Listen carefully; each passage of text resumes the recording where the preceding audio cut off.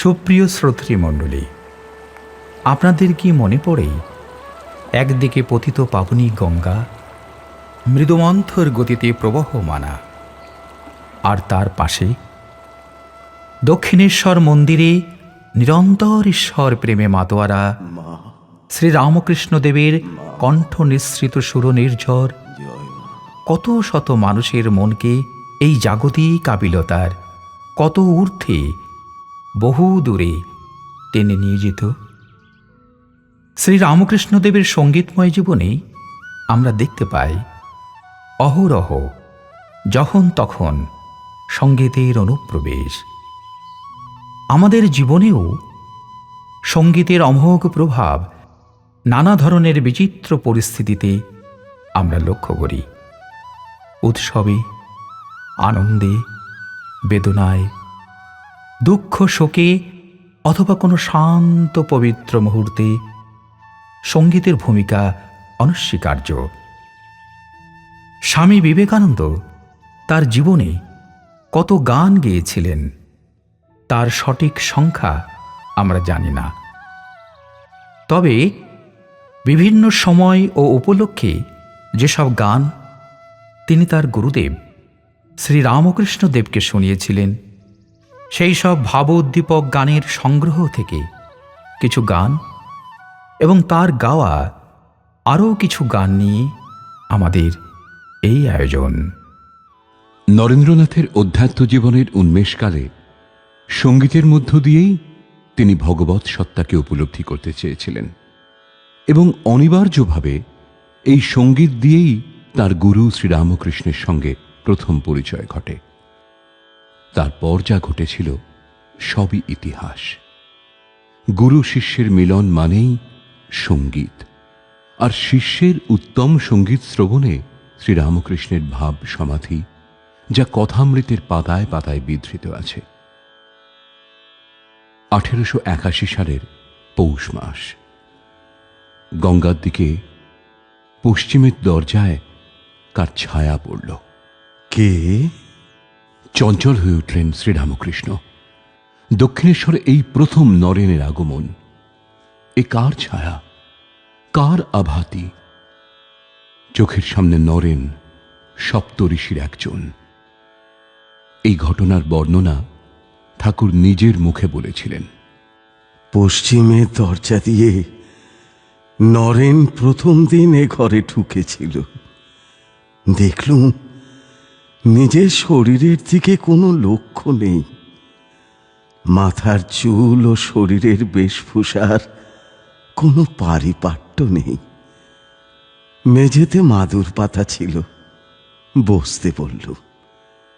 গান গাইবার কথা জিজ্ঞেস করাতে জানলুম বাংলা গান তখন সে 2-4টি মাত্র শিখেছে, তাই গাইতে বললুম।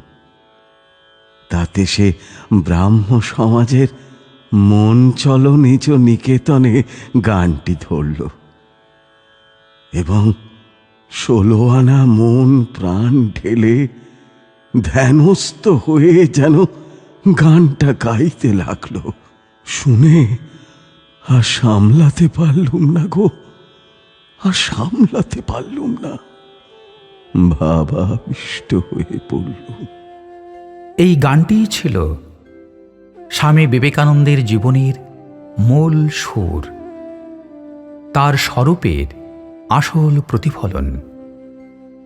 এই প্রথম তিনি দক্ষিণেশ্বরে ঠাকুরকে গান শোনাচ্ছেন। এ যেন নারায়ণ সকাশে নরঋষি। অযোধ্যানাথ পাকলাশির লেখা এই গানটি এখন আমরা শুনব। মন চলো নিজ নিকেতনে, মন চলো নিজ নিকেতনে, সংসার বিদেশে বিদেশির বেশে ভ্রম কেন অকারণে,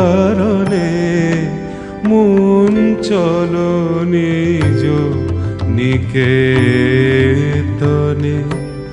মন চলো নিজ নিকেতনে।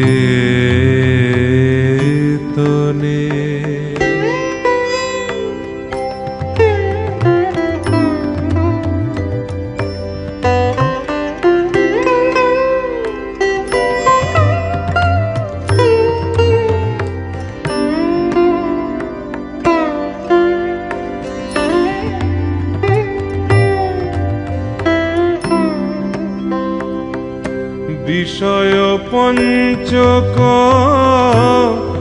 আর ভূতগণ সব তোর পর, কেউ নয় আপন। বিষয় পঞ্চক আর ভূতগণ সব তোর পর, কেউ নয় আপন। পর প্রেমে কেন হয়ে অচেতন, ভুলিছ আপন জনে।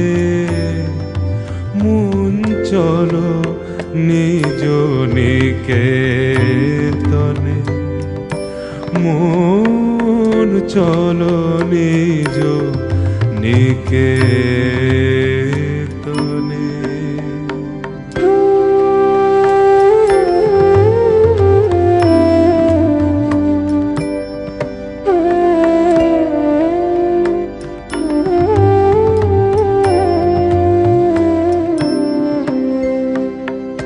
সত্য পথে মন করো আরোহণ, প্রেমের আলো জালি চলো অনুক্ষণ।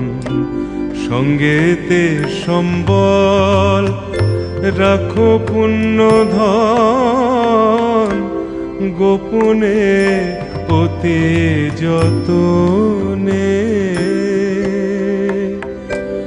লোভ মোহ আদি পথে দস্যুগণ,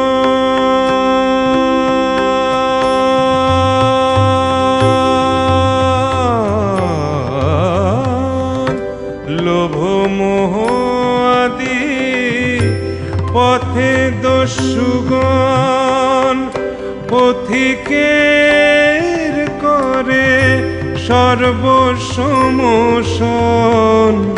পরম যতনে রাখো রে প্রহরী, সমতম দুই জনে।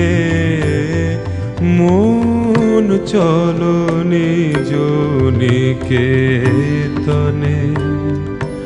মন চলো নিজ নিকেতনে।